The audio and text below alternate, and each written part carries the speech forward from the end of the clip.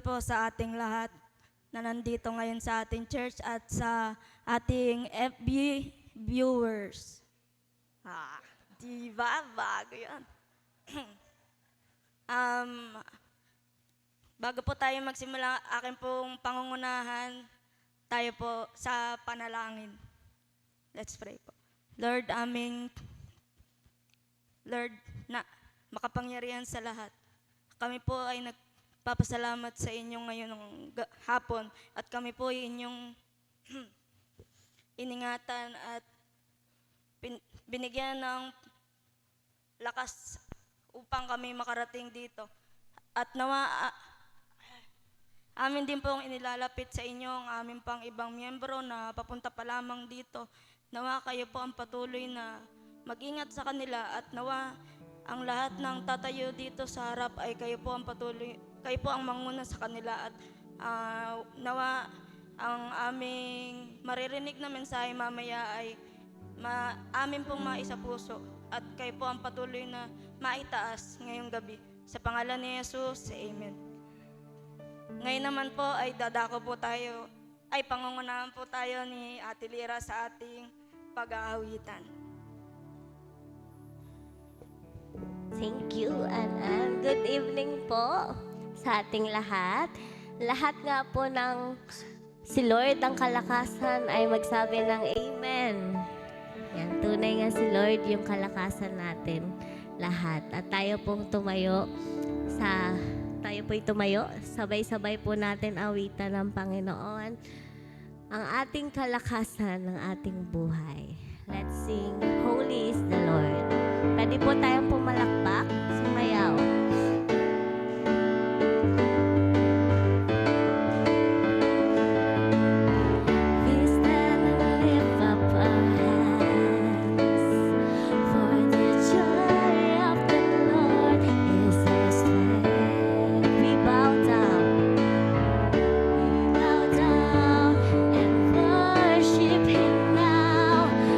Great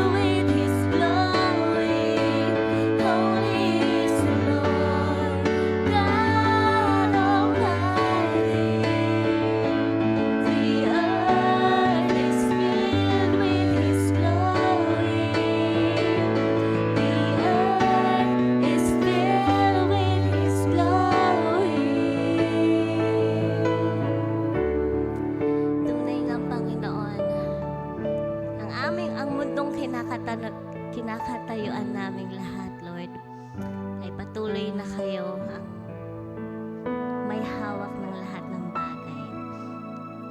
Sa patuloy na pagbibigay niyo ng kalakasan sa bawat isa, lumalapit ang bawat isa dito sa gabing ito, Lord, na muli, Panginoon, kayo patuloy na kumilos sa amin. Change our hearts. Change, Panginoon, our lives. Let's sing this to the Lord.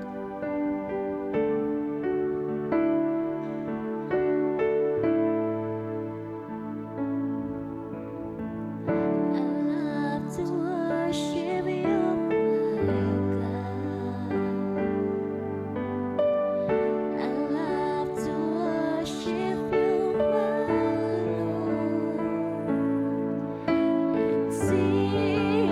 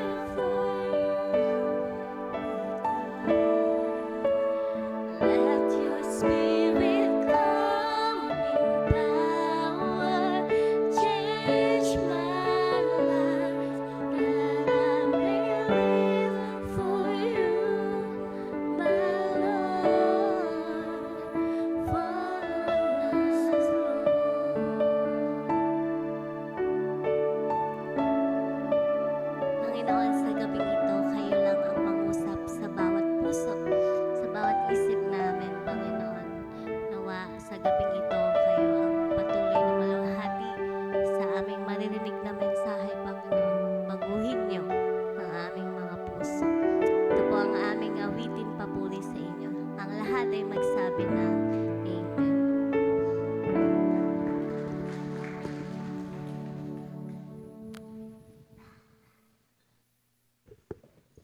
Maraming salamat po sa magandang awitan.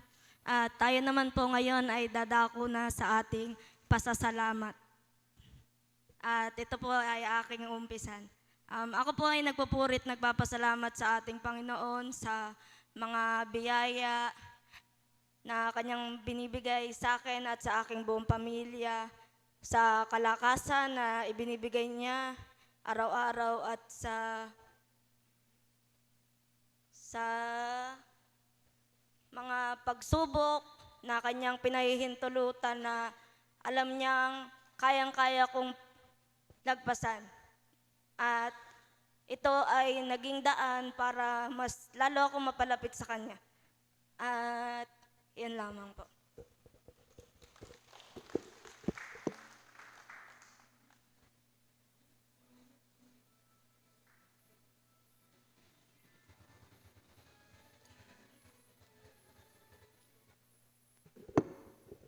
Nais ko pong todong pasasalamat sa ating Panginoon dahil gusto ko pong ideklara yung kabaitan at kabutihan ng Diyos. No? Yung last week po na yan, two times po akong na parang heart attack na po yun eh. Yung ganon, kasi experience ko na po yun nung una akong ma-stroke. No? 2 beses po yun. Ang sinasabi ko palagi, huwag po muna. Huwag po muna. Ganon ang sinasabi ko po. Kasi po natutunan ko po yun dun sa 2 pastor na kaibigan ko rin noon na hindi sila pastor noon. Nung totoo na ang Diyos ang kumukuha ng ating buhay. Totoo yun. Pero napakabait at napakabuti ng Diyos. Pag pala sinabi mong huwag muna, yung 2 pastor na kaibigan ko, palagi yung naalala yung pagka nararanasan ko yung parang may stroke ako ulit. No? Sabi nila, Panginoon, maglilingkod ako sa iyo, pagalingin mo ako. Ganon. And pastor na sila, silang 2, si Pastor Jimmy at saka yung si Pastor Art. Ano? At ako naman, gusto kong ideklara din sa inyo yung talagang kabutihan ng Diyos na kahit siya ang kumukuha sa buhay ng tao, no? Sa sobrang bait niya at kabutihan, pag pala sinabi nung Panginoon, huwag muna, ang ganun, maano po pala, isasalba ka po pala, hindi basta ano. At naalala ko rin yung unang kong pagka-stroke noon, nakita ko yung, nag-trans po ako noon. Nakita ko si Lorna T. at saka si Chris, yung anak ni President Cory, no? Narinig ko yung sinabi niya talaga, na sabi niya, mahal, isa pa, kasi dinadialysis si Rudy Fernandez. Sabi niya, hindi ko na kaya. Hindi ko na kaya. Yung gusto sabihin, umano na sila, yung bumigay na sila. Siguro dahil sa sakit na naranasan nila, maging si President Cory, no? Ganun ang ko. Kanya, sabi ko, kay buti talaga, kay bait talaga ng Panginoon sa atin. Dahil eto, naranasan ko rin. Ilang beses ko nang nararanasan ngayon. At ako po hindi lamang pasalamat talaga. Kabila pa ng pasalamat ang kanya sa Panginoon po ang praise the Lord po. At sabi ko nga yung hallelujah, no? Hallelujah, ginagamit ko po yun kasi yung pala mas mataas na uri pa ng pagpe-praise sa Panginoon. Hallelujah po.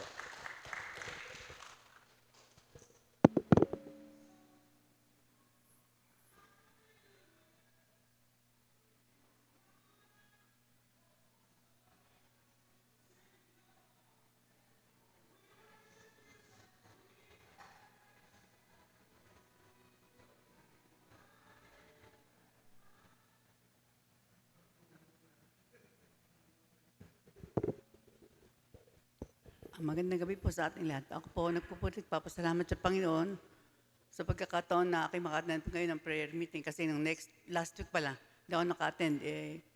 Kahit nalulungkot ako, wala akong magagawa dahil kailangan. Ngayon, yung anak ko na sabi niya, nanay, makaka-attend ka kasi hindi ako papasok ng Merkules. Kaya attend ka ng makaka-attend ka ngayon. Kaya salamat sa Panginoon sa pagbibigay niya ng panahon na kayo maka-attend dito. Nagpupuri ako sa Panginoon kasi umuwi yung anak ko galing Saudi. Kumbaga, yung pag-aalala ko sa kanya, hindi ako masyadong nag-aalala kasi naalala ko na sabi ng Lord, ang pag-aalala daw natin nakasasama sa ating kalusugan. Kaya ang inaano ko sa kanya, pinapanalangin ko lang sa Panginoon na huwag silang pababayang mag-anak. Silang mag-anak po lahat ang umuwi. Kaya sinurpresa pa ako. Kunwari na surpresa naman ako. Pero nag-text sa akin, sabi niya, Nanay, nag-aibon ka ba? Sabi ko, oo, bakit? Ano ba, may order ka ba? Naisip ko, bakit naman siya order sa akin? Nasa Saudi siya. Kaya siguro nandito yun, kaya nag-text sa akin. Hindi nga ako nagkamali. Kunwari pumunta pa kala Abi, sabi niya, Nanay, punta ka dito, kayong tatay, may gusto mo makita kayo. Ako sabi ko, alam ko na yan, si Bong yan. Kasi imposible lang maghahanap pa sa aking iba. Salamat sa Diyos sa mga buhay nila kasi kahit malayo sila sa giyera, malapit nakapalip, kumbaga nakapaikot lang sa kanila yung giyera. Hindi maano yung kalooban mo na hindi alam mangyayari sa kanila, kundi talagang aasa ka lang sa Panginoon na iligtas sila sa kanilang buhay doon. Kahit na, ang anak po kasi, CCF po sila ma-attend. Nag-ano sila dati, dito sa Grace. Yung kanyang mga anak ngayon, nag-aaral sa Grace, ka-graduate ng grade 6 na dito sa Grace, kaya sila umuwi. Kaya nagpapasalamat ako sa buhay nila at kahit paano ligtas sila. Nagpapasalamat din ako sa lahat-lahat ng bagay na ipinagkakaloob ni Lord. Kasi napatunayan ko sa buhay ko, magbuhat pala noon, na ako lang talaga ang umiiwan kay Lord, pero si Lord, hindi pala ako iniiwan. Kasi nung magbuhat nung simula, napakarami ko naging problema, pero lahat na yun, nalalagpasan ko. Ngayon, napag-isip-isip ko, si Lord talaga ang nagbibigay sa akin ng lakas at ng wisdom para malutas ko yung mga problema na yun. Kasi nung dati, mag-abroad po sana ako. Inaano ko sa kanya na, Lord, siguro mga 30 plus pa lang ako noon, para mabigyan ko ako ng mapag-aaral kay mga anak ko, mabigyan ko ng magandang buhay. Pero kahit anong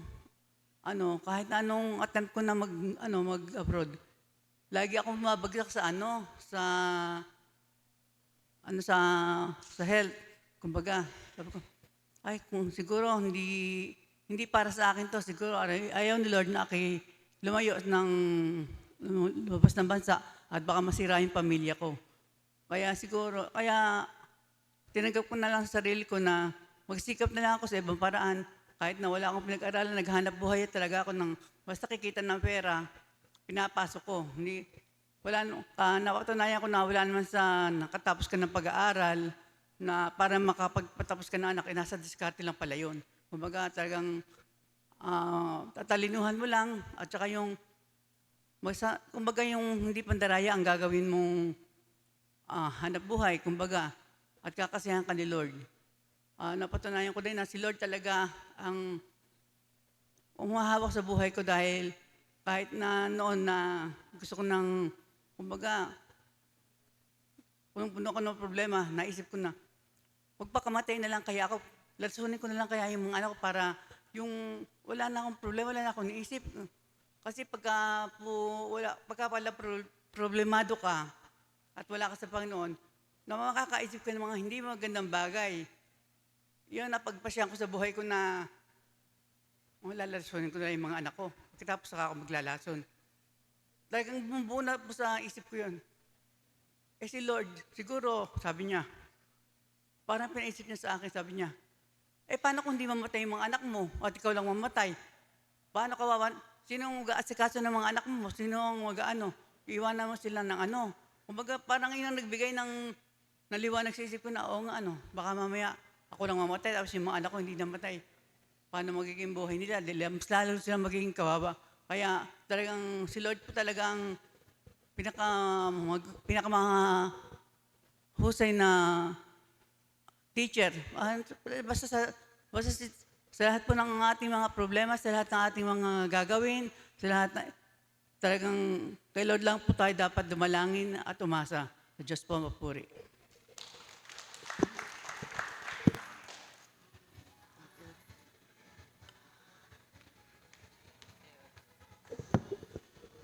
Isang magandang hapon po para sa ating lahat. Ako po ay nagpapasalamat sa ating Panginoon. Una po yung buhay na ipinagkaloob niya sa atin sa araw na ito. Ipinagpapasalamat ko na rin po yung aking asawa dahil hindi niya kayang tumayo rito. Ipinagpapasalamat ko po yung kalakasan sa kanyang ipinagkakaloob ng ating Panginoon sa araw-araw. Alam kong hirap siya sa ginagawa niya sa araw-araw, ngunit ang Panginoon ang nagpo-provide sa kanya ng kalakasan. Ipinagpapasalamat ko rin na hindi ko expect na kung ano yung meron kami ngayon, na hindi ko inaasahan yon, pero Panginoon ang nagkaloob nun, kaya sa Panginoon ko ibinabalik ang lahat ng papuri at pasasalamat.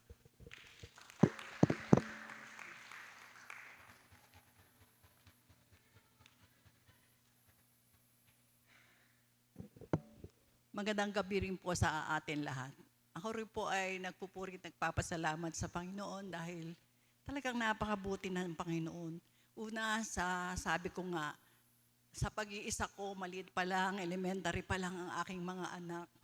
Salamat sa Diyos na ginamit ng tao ang aking namahal na si Ninang Mina upang ako'y makakilala. Simula noong ako'y makakilala sa Panginoon, hindi na ako nagdalawang isip po. Straight ang ginawa ko talaga sa paglakad sa aking pananampalataya. 0-0 po noon ang buhay ko. Talagang parang medyo mayroong sinasabi-sabi pa ako nung kabataan ko. Parang nung mag-asawa ko, parang pinagsukluban ng langit at lupa. Pero ganun pa man, talagang sa pagtitiwala ko sa ating Panginoon, yung mga taong ginamit na ako'y makatayo sa aking pananampalataya at ako ay maging matatag. Hindi ko maisip ngayon yung pangyayari sa buhay ko. Kahit sabi ko noon, ang tanong ko lang noon sa Panginoon, kasi working mother, bakit yung mga hindi nagkakanak bakit ayaw niyo pong bigyan? Bakit ako na hindi ko kayang magpalaki o hindi ko kayang mag-alaga ng bata? Kasi noong kung kani-kanino ko lang pinapaalagaan yung anak ko, kasi yung parents ko hindi ganong kaano yung mother ko sa pag-aalaga ng baby, kasi 7 kami para hindi niya kaya. Pero yung father ko, mapakatyaga. So, yun nga po yung pinagsimulan ng buhay ko. And then, pag talaga palang ikaw ay nanghingi sa Panginoon, yung sabi nga na, light yourself unto the Lord and He will give you the desire of your heart. So yun nga po, nagtitinda-tinda na ako sa baryo nung araw. Nangarap ko, makaluwas ako ng Maynila, makapagtrabaho. Nakilala ulit ako ng boss ko, kinuha ko mag-opisina, hanggang umano po yung buhay ko. Kaya ako po ito isinishare sa inyo. Talagang pag nagtiwala tayo sa Panginoon, walang makakapag-ano po ng ating mga blessing, makakahadlang. Kaya yung buhay ko, pag iniisip ko po, dahil talagang mahirap yung nag-iisa, yun nga yung meron din akong disappointment, dahil sabi ko nga, marami akong ginawa na talagang nagsikap ako para sa aking mga anak, pero may mga resulta na hindi maganda. Pero pinagpapasalamat ko rin sa Panginoon yon dahil napalaki ko sila na hindi sila umaasa sa akin. At ako rin po, until now, yung age ko na 70 years, hindi ko akalain na mararating ko. Kaya minsan, naalala ko po, yung father ko, kasi na-operahan yun sa stomach eh. Pero nakarecover po siya ng 3 years, 67, nakarecover po siya. At mapakabait din po ng father ko.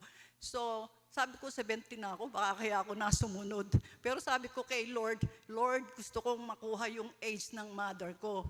Sabi ko, wala akong magagawa kung time na dahil sabi ko nga, hindi pa naman ganun kaano yung aking nararamdaman na sakit. Dahil yun nga yung nagbabara yung heart ko. Meron akong sakit sa heart. So, sabi ko, alagaan ko muna yung sarili ko. And then, yun nga, sabi ko, kung talagang ready na akong kunin ni Lord, ready rin ako dahil na-experience ko naman din yung mga pinangarap kong nakapag-tour ako sa iba't ibang lugar, nung mga bata pa ang anak ko, at yung mga pangarap ko rin na ako'y matira sa subdivision, na ibigay rin ng Panginoon hanggang sa ngayon ay yung hanap buhay ko, binibless din ako ni Lord kahit papaano. Yun nga lang po talagang medyo nabawasan yung ministry ko. Kaya ako'y nagpupuring nagpapasalamat na yung wala ako, talagang ibinibigay sa akin ni Lord. Yun nga po yung sa medical, yung mga medical mission na yan, napakalaking tulong din po. At saka rin po yung gamot ni Glory Ann at yung gamot ko sa ngayon. Talagang si Lord ang nagbibigay sa akin ng mga taong ginagamit. Kaya papuri at pasasalamat ang binabalik ko sa Panginoon.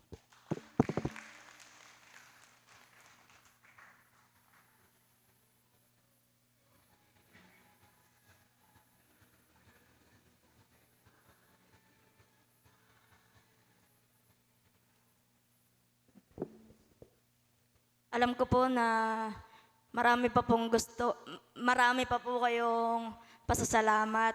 At ito po i-reserve na lang natin para sa susunod na linggo.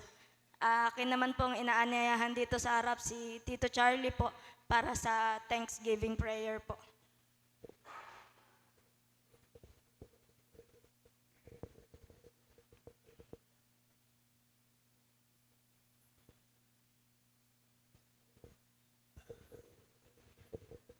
Magandang gabi po sa atin lahat. Ganoon din sa mga kasama natin sa FB Live.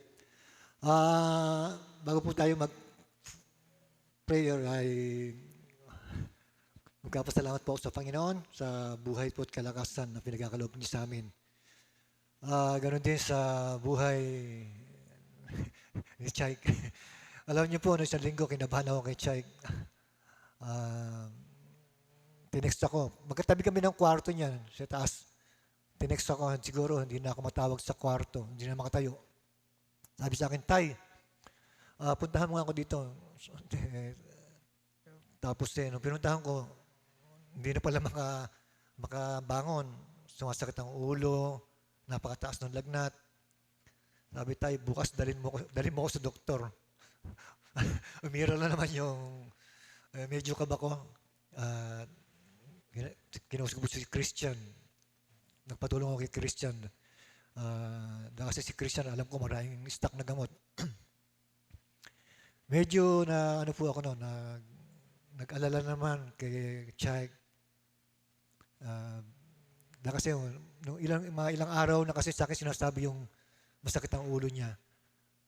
Pero sabi ko sa kanya, sige, pa-doktor tayo. Siguro nung isang araw po, hindi niya matiis na. At nilagnat pa. Kaya kinontak po nung gabi na yung mama niya, kaya pinauwi ko muna. Nagkapasalamat ko sa Panginoon. Sandali lang, nung gabi na yon ay humupa yung kanyang lagnat at umayos yung kondisyon. Tapos nakakain na siya. Malakas na nung kinaumagahan. Nagkapasalamat ko sa Panginoon, yung kabutihan niya, pag-iingat niya. Nakakalungkot lang po. Pagka Sunday po ay wala tayong pagmamanuhan kaya nawala na yung ating magulang kay Inang Pilar.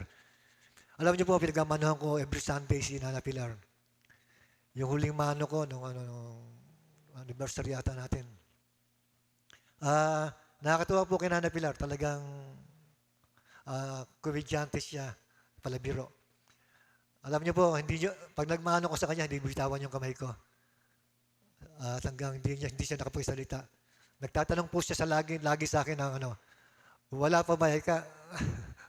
Wala ka pa ba nakikita? Sabi ko, Nana Pilar, wala pa. Ang hirap pumanap. Hindi po niyo bitawan yung kamay ko kahit po nakaupo siya yan o andun sa prayer ng intercessory. Napakabuti po ni Inang Pilar. Napakasarap. Napakalaking pagpapala po sa atin.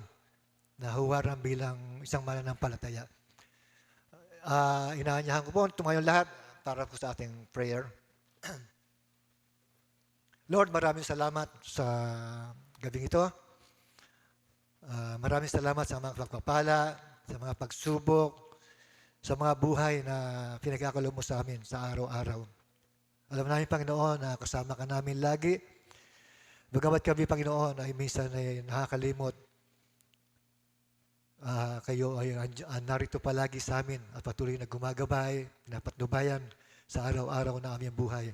Nagpapasalamat kami sa mga pagsubok na nagpapatibay sa aming pananampalataya. Kayo ang siyang patuloy na maghari sa aming puso. Paghariin mo po, Panginoon, sa bawat pamilya ng Baliwag Alliance Church ang pag-ibig. Maraming salamat, Panginoon. Ito po ang aming samot dalangin sa pangalan ni Jesus. Amen.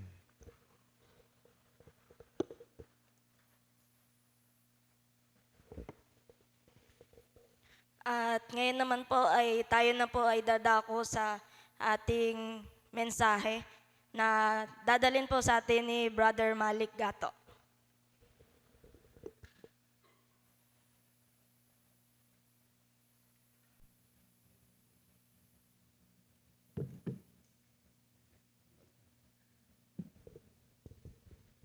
Salamat sa sponsor.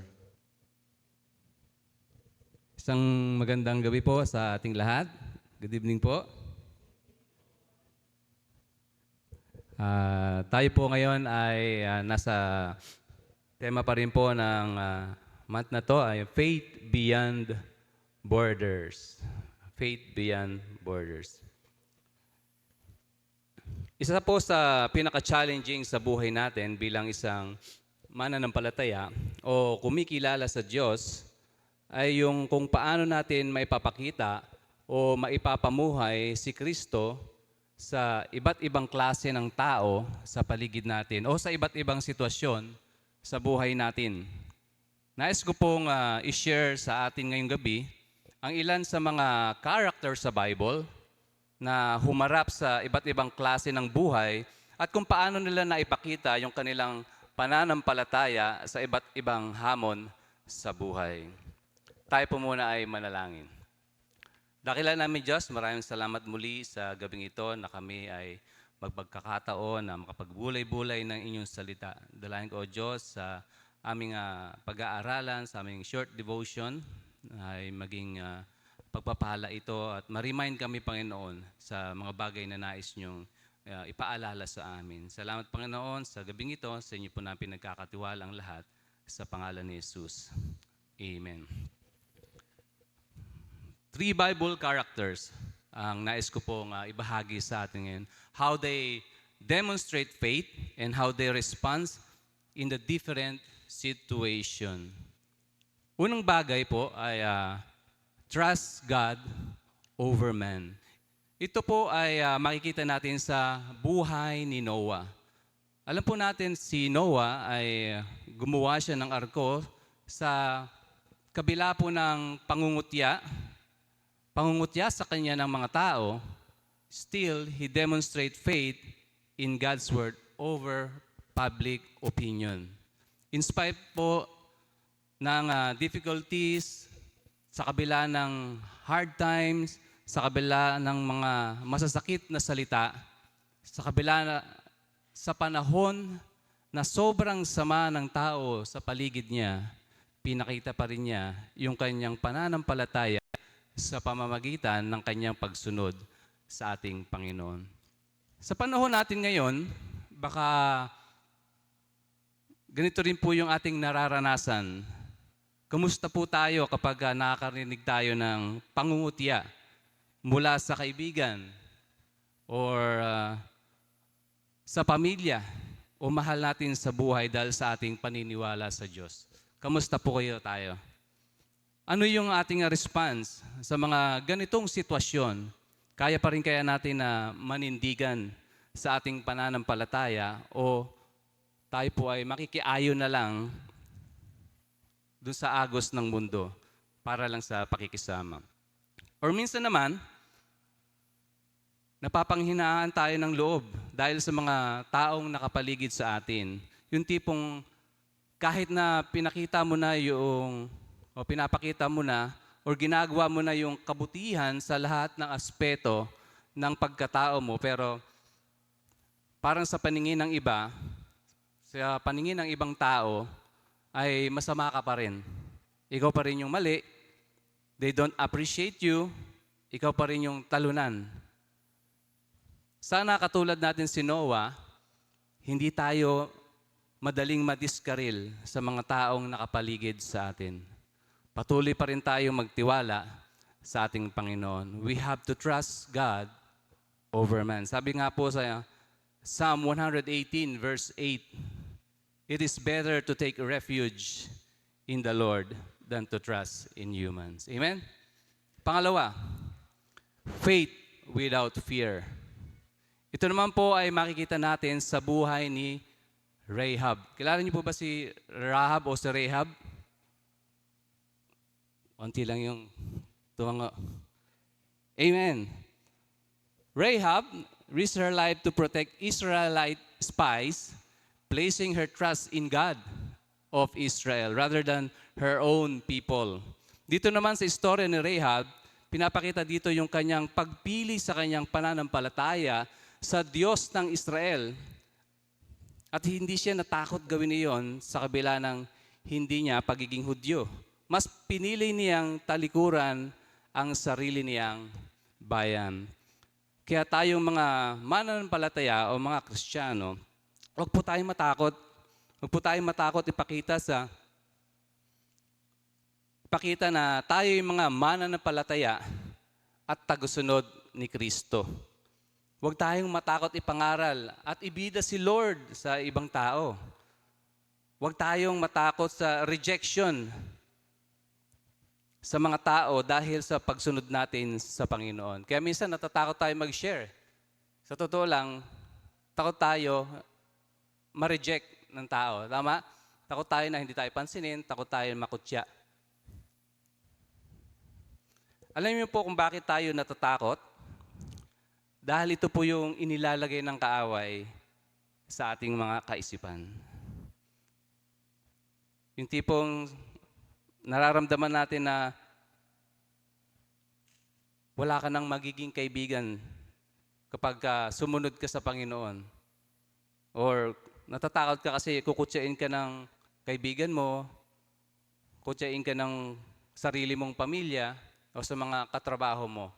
So, ito yung nilalagay sa atin sa isip ng kaaway kung bakit hindi natin maipakita yung ating pananampalataya. Kung si Rahab, handa niyang talikuran yung kanyang sariling bayan para lang ipakita sa Diyos yung kanyang pananampalataya.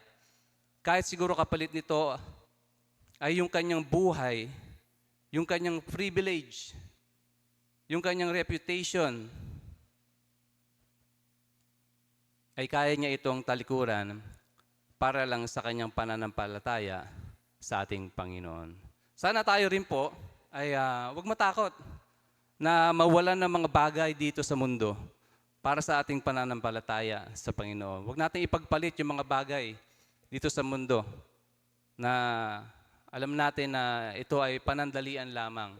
Huwag natin gawin na kapalit iyon doon sa ating pananampalataya sa ating Panginoon. Faith without fear. In Isaiah 41 verse 10, sabi doon, do not fear, for I am with you.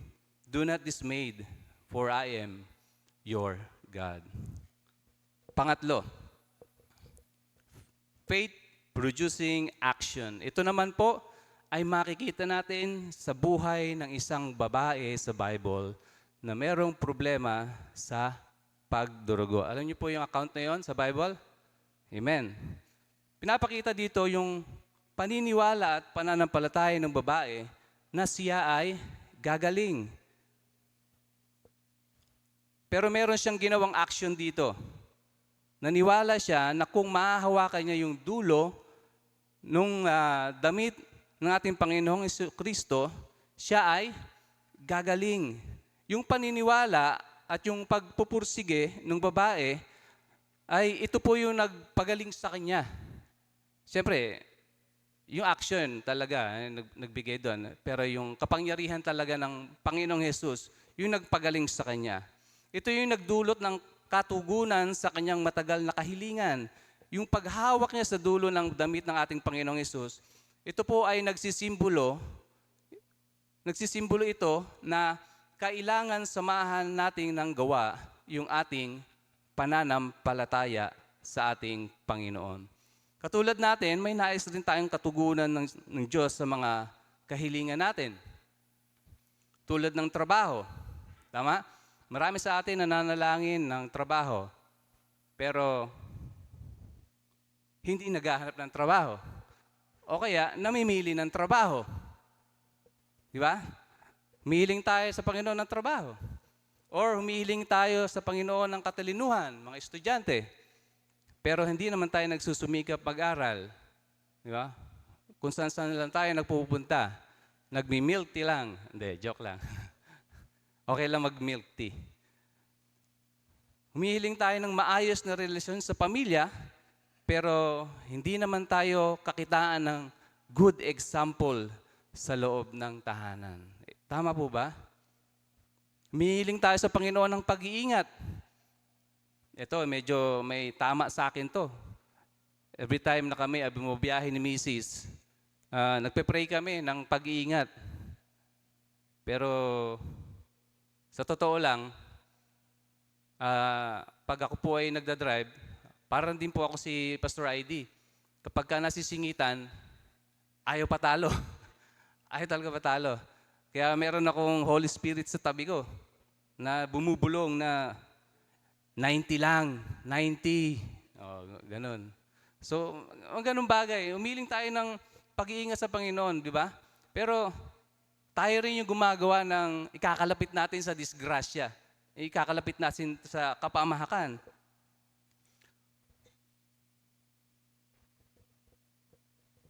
Minsan, tayo mga Kristiyano, marami talaga tayong kahilingan sa Panginoon sa buhay natin.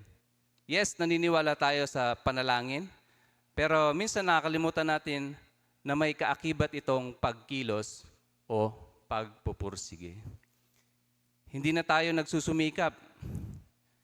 Ang akala natin, basta nanalangin ka, poops, it became Coco Crunch. Hindi po ganun. Hindi po na instantly, nandyan na. Wala nang pagkilos. Wala nang pagpapagal.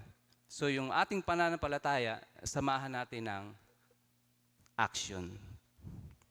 Kaya sana maging encouragement sa atin na samahan natin ng pagsusumikap yung ating pananampalataya. Isa rin itong magiging patotoo sa ibang tao. Hindi natin pwedeng sabihin sa ibang tao na magtiwala ka lang sa Diyos, magtiwala ka lang sa Panginoon, pero hindi naman din ito makita sa buhay natin. In James 2:18, ang sabi po doon, show me your faith without deeds, and I will show you my faith by my deeds. Ilan lamang po yan sa maraming halimbawa sa buhay natin, how we're going to demonstrate our faith sa iba't ibang sitwasyon sa buhay natin. At sa huli, nais ko pong itong tapusin sa isang kwento. Meron pong mga grupo ng mga palaka na naglalakbay sa kagubatan. At habang naglalakbay itong mga palaka na patalon-talon sa kagubatan, bigla na lang silang nahulog sa isang balon o sa isang malalim na hukay. At ginawa nila, talon sila ng talon para lang makaahon doon sa balon na yon. Wala silang ibang ginawa kundi talon ng talon. Araw-araw, mayat maya, bawat sandali, talon sila ng talon. Hanggang sa yung iba, sumuko na. Sabi ng mga palaka, ayaw ko na, ayaw na namin.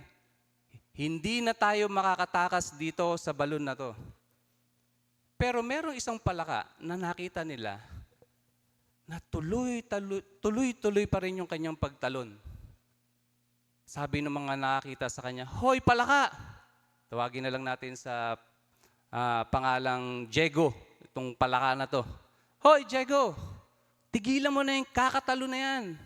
Tigilan mo na yung sumikap mo na tumalon. Hindi na tayo makakaahon dito." Pero itong si Diego, patuloy pa rin siya ng talon.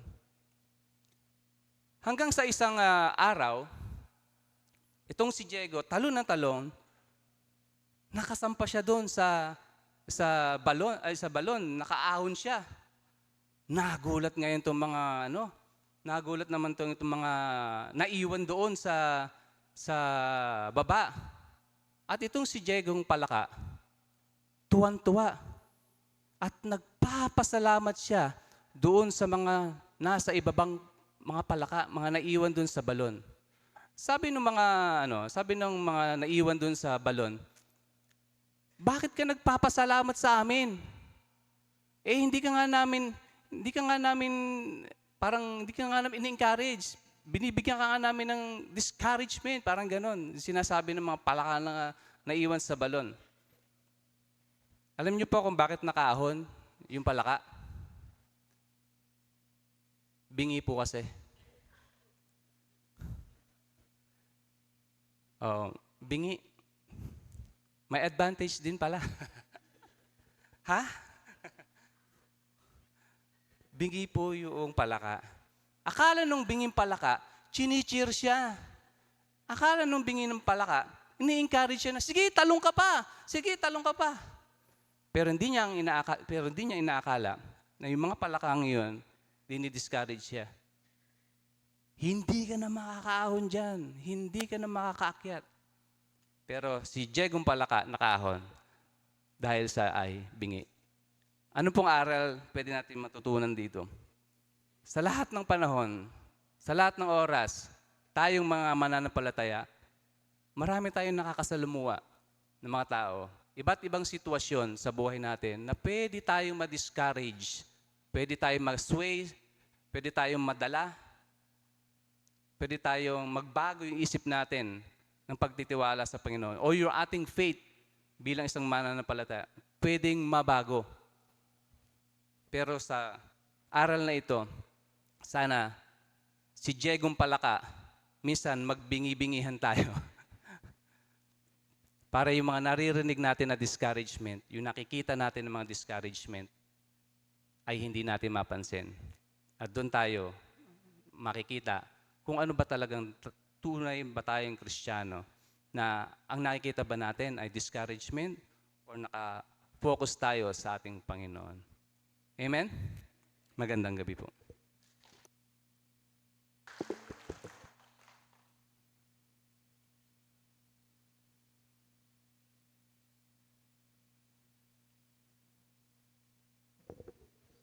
Maraming salamat po sa napakagandang mensahe at paalala sa bawat isa na kahit tayo ay may karamdaman o kapansanan, hindi ito hadlang para tayo ay mapalapit kay Lord at hindi ito hadlang para magpatuloy tayo sa ating goal. At ngayon naman po ay dadako tayo sa ating panalanginan. Ang ating FB viewers ay may makikita po tayo sa screen nyo na inyong ipagpe-pray at kami po ay inyong sabayan na manalangin. At ang bawat isa po ay hinihilingan ko na mag-group sa by auxiliary po. Ang kabataan po ay ibubukod ko po ang Young Pro. Yan po.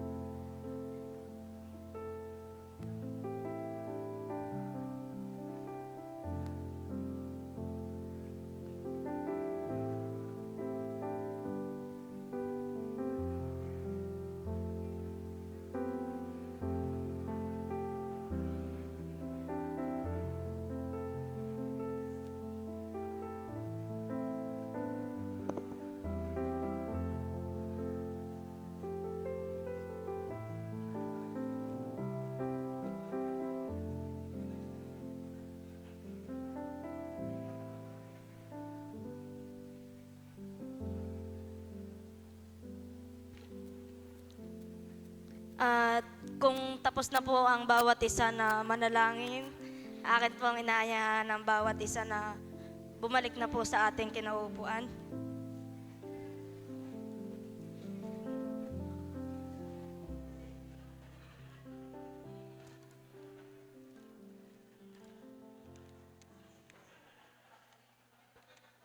Habang bumabalik po ang bawat isa sa kanilang upuan, ang ating pong announcement para po sa susunod na linggo, March 18, ang ating pong speaker ay si Sister Jade Belen at ang ating naman pong presider ay si Sister Valerie Agno. At ang ating song leader naman po ay si Sister Roshen Benito. At ang food assign po next week ay ang mga men. Ang food assign po ngayon ay ang mga women. At last week po ang ating offering ay umabot ng 1,127. At ang attendance po natin ay umabot ng 43. At ngayon naman po ay akin pong papaikot ang ating red bag para po sa ating offering.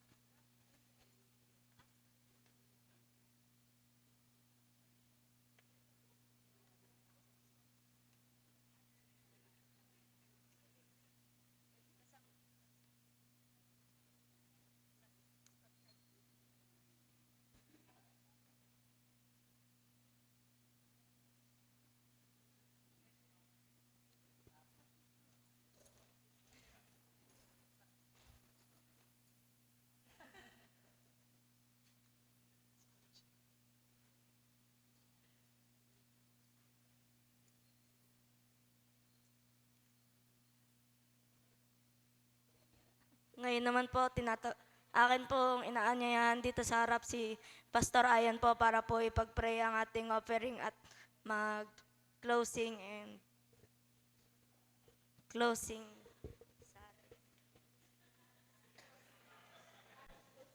Thank you, Ann. Closing ng ano, Ann.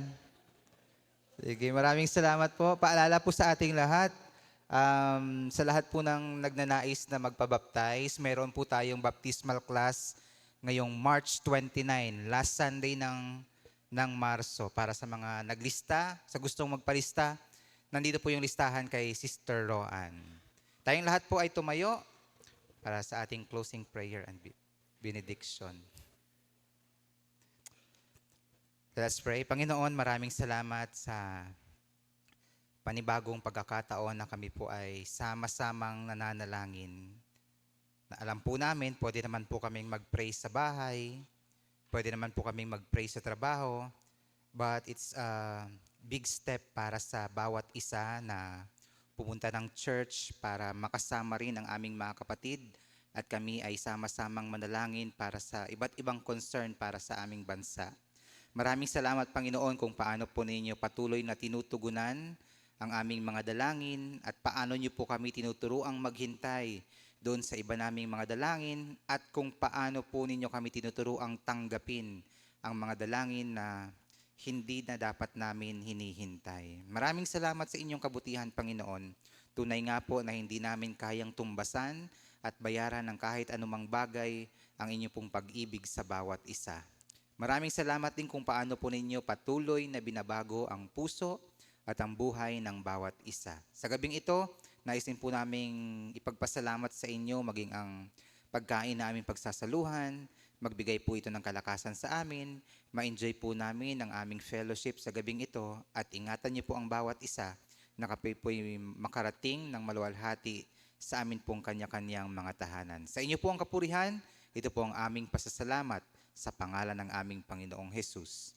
Amen. Magandang gabi po sa bawat isa.